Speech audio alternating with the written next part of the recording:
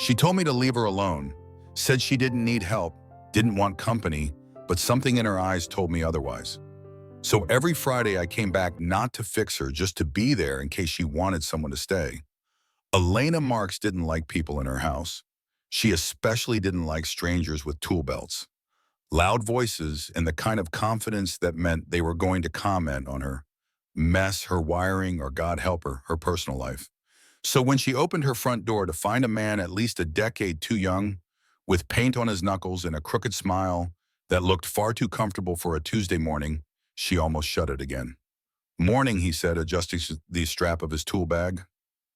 "Lucas Reyes, you called about the sink. I didn't call anyone," Elena replied flatly, though she did remember reluctantly that her neighbor Diane had promised to take care of it. She hadn't thought Diane meant sending over some handyman who looked like he belonged in a dating app ad. "She said you wouldn't call," Lucas said unfazed. "Said you'd try to live with the drip until the whole house flooded." Elena sighed and stepped back, letting the door creak open just enough for him to pass. "Fine. Kitchen's to the left. Don't touch anything else." Lucas stepped inside and she could already feel her sanctuary being disturbed. The faint scent of sawdust and lemon-scented cleaner followed him in. He walked like someone who knew how to belong in any space, even ones where he clearly didn't. The kitchen sink had been leaking for weeks, but Elena had become so accustomed to the quiet plink-plink that it felt like part of the background noise, like the distant hum of the refrigerator or the low creak of the old floorboards. Lucas crouched under the sink without a word. She hovered nearby, arms crossed, tapping her fingers against her elbow. "You always this talkative?" he asked from beneath the counter. "I like quiet." "Well, I like music," he replied, reaching into his bag and pulling out a wrench. "But I don't judge people for not bursting into song every 5 minutes." She narrowed her eyes, but he couldn't see it. Or maybe he could. Maybe he just didn't care. "Shouldn't take long," he added, half his body swallowed under the sink. "This house is older than I thought, though. The pipes are from a whole other century." Elena couldn't help herself. "Built in 1914, Craftsman original fixtures." Lucas whistled. "That explains the personality. A little grumpy, but kind of charming." Elena blinked. "Are you talking about the house or me?" He didn't answer, just kept working, which somehow irritated her more. After a few minutes, he emerged, wiping his hands on a rag. "Fixed. The gasket was corroded, replaced it. No more drips." She nodded stiffly. "Send the bill to Diane." Lucas raised an eyebrow. "Sure, but just so you know, your porch lights flickering and the banisters loose on the front steps." "I don't need more help. Didn't say you did." He slung the bag over his shoulder. "Just thought I'd mention it, in case you decide you like safe porches." She followed him to the door, already anticipating the quiet when he left. But before he stepped out, he paused. "I'll be back Friday," he said casually. "I didn't ask you to come back. You didn't ask me to come today either," he said, flashing her that annoying smile again. "But here we are." Then he was gone, leaving behind the faint scent of metal and soap and the sound of a kitchen sink that had finally stopped dripping. Friday came. Elena told herself she wouldn't be home, that she'd go for a walk or to the bookstore or maybe just stay in her bedroom and not answer the door. But at 10:03 a.m., there was a soft knock, 3 short raps. She waited, then sighed, then opened the door. Lucas stood there with a screwdriver in one hand, a coil of wire in the other. "Brought a new bulb. Thought I'd check that porch light." She didn't answer, just turned and walked back inside. That was as close to permission as he was going to get. He was quick, efficient, barely said a word until the bulb was fixed and the screwdriver was tucked away again. He said this place could be beautiful. Just needs a little love. It's a house, not a pet." Lucas chuckled. "Right. But houses are kind of like people. You ignore the cracks too long, eventually something breaks." She looked at him, then really looked. There was no flirtation in his tone, no sales pitch, just a quiet observation. And maybe a little sadness tucked behind his warm brown eyes. "Don't you have other clients?" she asked. "I do. So why are you here again?" Lucas shrugged. "Because I like fixing things, and because Diane said you wouldn't call, even if the roof caved in." Elena rolled her eyes. "She talks too much. She cares." Elena didn't respond. That silence stretched for a moment. Then Lucas reached for the door. "See you next Friday." She opened her mouth to protest, but he was already gone. The next Friday, he came with a can of wood sealant and a plan to fix the squeaky back gate. The one after that, it was the mailbox hinge, then the gutter. Every time she told herself not to let him in, and every time she did. She didn't offer coffee, not at first, but on the fourth visit, when he came in shivering from a surprise spring storm, she wordlessly placed a chipped mug on the counter. Black, no sugar. He took it like a truce. They didn't talk much, but the silence between them wasn't sharp anymore. It felt more like a pause than a wall. One afternoon, he spotted the bookshelves in the hallway lined with old, well-loved titles. "You're a reader?" he asked. She nodded. "Used to be an editor." Used to Elena's expression, shuddered. Retired. Lucas studied her for a second too long, then changed the subject. "You ever read Steinbeck?" once she said. "Didn't care for him. Too dusty." He laughed. "Never heard that critique before." She tilted her head. "Well, now you have." That night, as Elena stood by the window watching the porch light glow steady for the first time in years, she wondered if maybe, just maybe, it wasn't so bad having someone around once a week.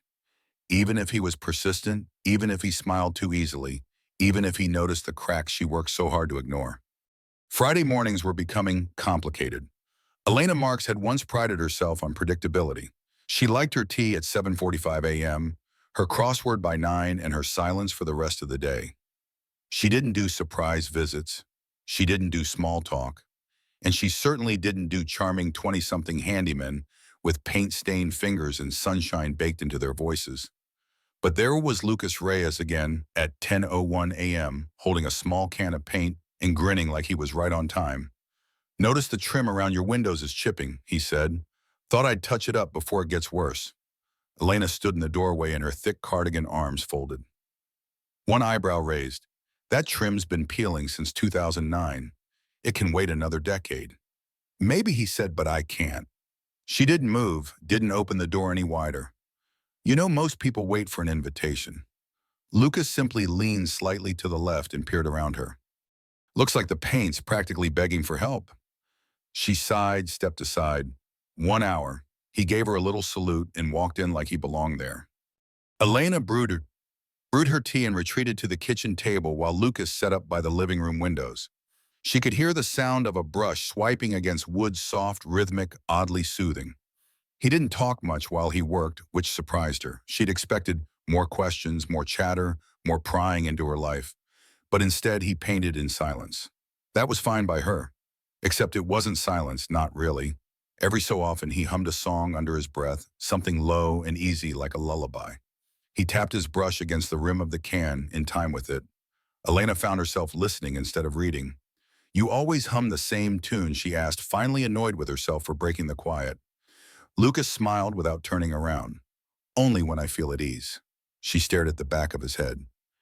"You feel at ease here, I do," he said. "It's peaceful. The house, it feels like it's holding its breath." She frowned. "That's not a compliment. I didn't say it was." He turned around, wiping his hands on a rag. "But it's also not a bad thing.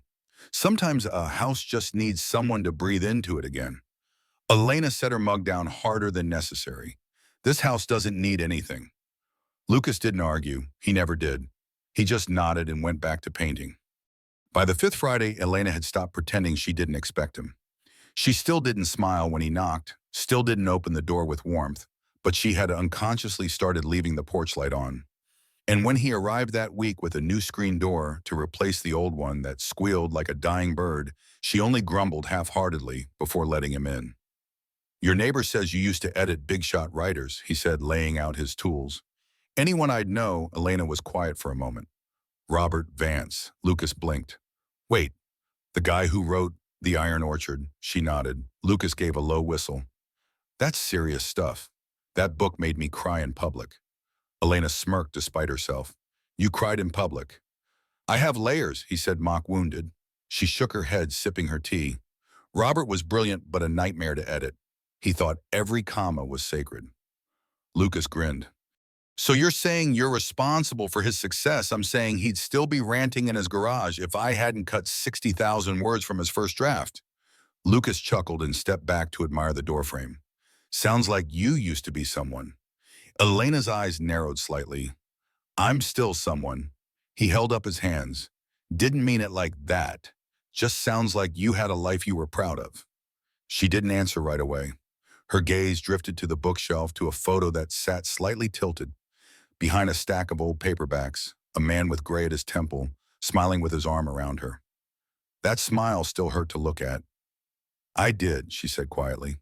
And then I didn't. Lucas didn't pry, just turned back to the door screws in hand, but his movements were slower now, gentler. Later that afternoon, as he packed up his tools, he asked, "Can I ask you something, though?" He laughed. "I'll ask anyway." She rolled her eyes. "Fine. Why do you let me come back every Friday?" Elena considered him for a long moment. "Because you fix things and because I don't have the energy to argue every week." Lucas nodded, accepting that answer. "Okay then, I'll keep showing up.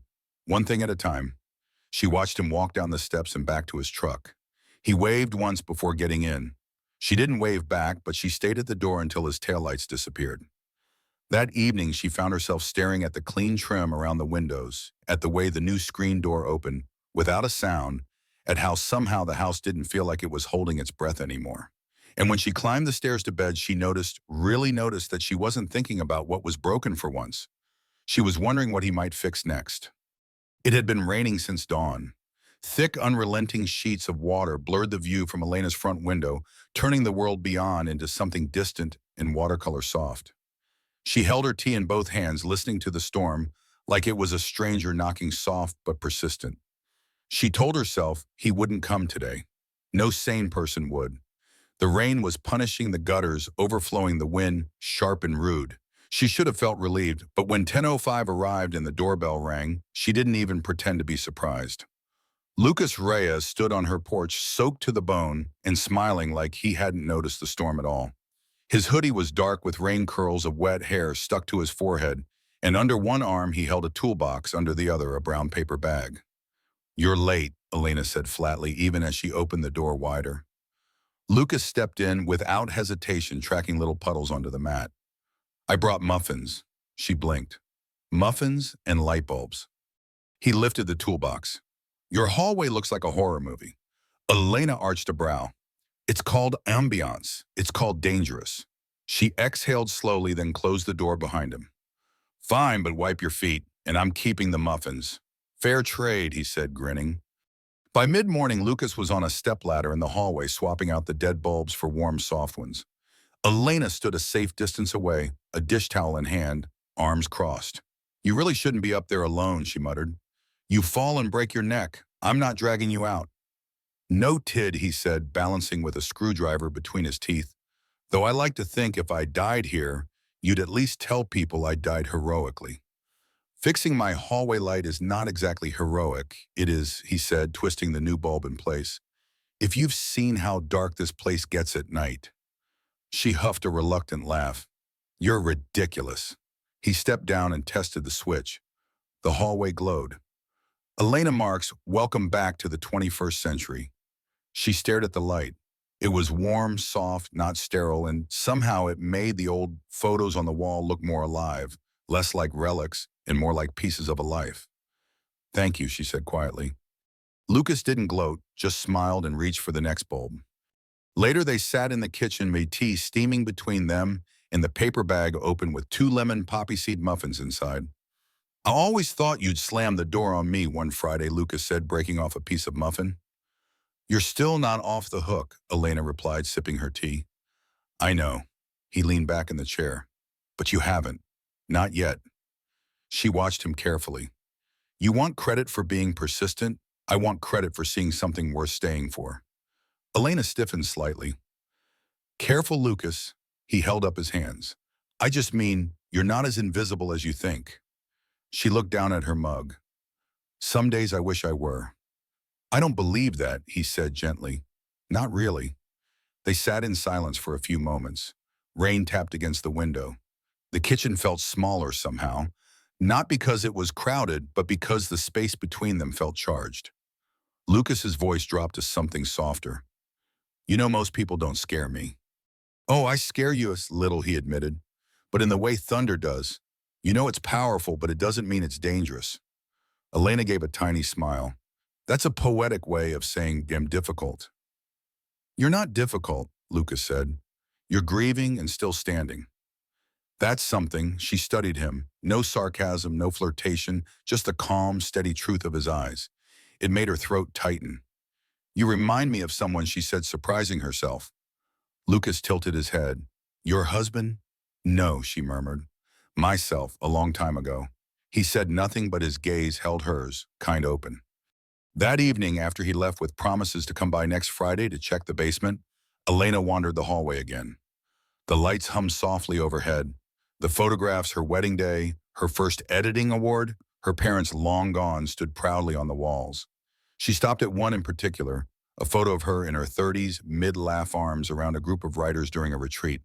She was vibrant, sharp-eyed the Elena before.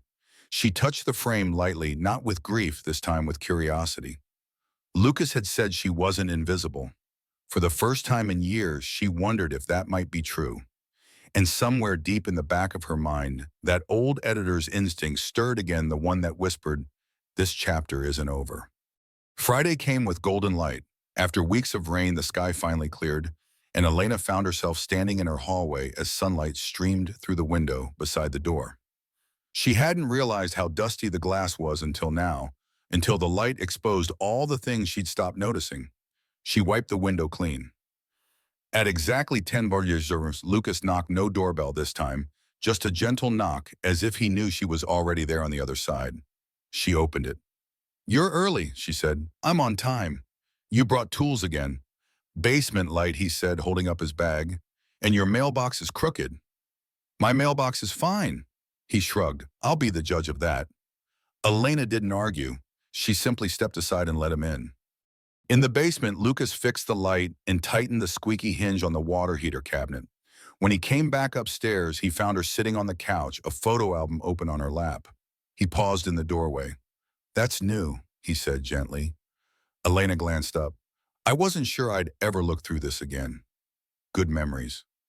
Some others hard. She turned a page, but all of them real. Lucas sat beside her, close, but not too close. I'd love to hear one. She hesitated, but then she pointed to a picture of a younger her standing beside a man with sawdust in his hair and the proud smile of someone who had just finished building something. That's me and Sam, she said. He built the bookshelves in this house the week we moved in. Refused to buy prefab. Stubborn, elaborately so, she smiled. He used to say anything worth keeping deserves a solid foundation. Lucas glanced around. He wasn't wrong. They sat in silence for a moment. It wasn't uncomfortable anymore. It was shared. Then Lucas noticed something on the shelf, a book wedged too far back with a torn paper bookmark sticking out. He stood, pulled it out, and handed it to her. What's this one? Elena took it with a slow inhale. That's the manuscript. The one I never finished editing after he passed. Lucas blinked. You kept it. I couldn't bring myself to open it.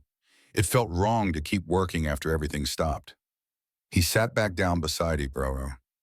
What if it wasn't about finishing it for them, but for you? She held the book like it was heavy, not in weight, but in memory. Maybe, she whispered. I don't know. Lucas studied her face. You want to do something wild. She blinked at him.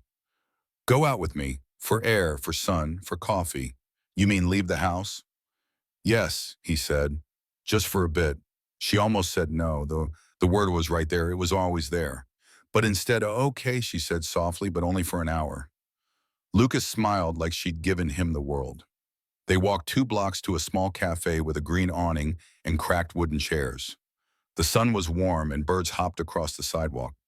Elena wore sunglasses and a cardigan, her hair pulled back. Lucas held the door for her. They sat outside, shared a slice of apple tart, and talked about things that had nothing to do with the past. He told her about his teenage obsession with space documentaries. She told him about a writer who used to turn in first drafts written in crayon, swearing it was part of his process. Elena laughed freely, unguarded, and Lucas just watched her, not like someone watching a show, but like someone watching the sun come back after a long storm. When they walked home, she didn't flinch when he offered his arm for balance on a cracked sidewalk. She took it, and for a brief moment, their steps aligned like they'd been doing this for years. At her doorstep, she turned to him. Next Friday. I was hoping you'd say that, he said. I have a plan. She narrowed her eyes. Should I be worried? Always, he teased, then added more gently, you'll like it. She nodded, then before she could overthink it, she said something she hadn't said in a long time. Thank you, Lucas, for not giving up. He didn't say anything clever this time. He just said, you're welcome. That night, Elena sat on the floor beside the coffee table with the manuscript spread out before her. She lit a candle. She read the first page, not to finish it, but just to see if the words still spoke to her. And slowly they did, one sentence at a time. The next Friday, Elena opened her front door before Lucas even knocked. I was early, he said, surprised. I know, she said, stepping aside with the faintest smile.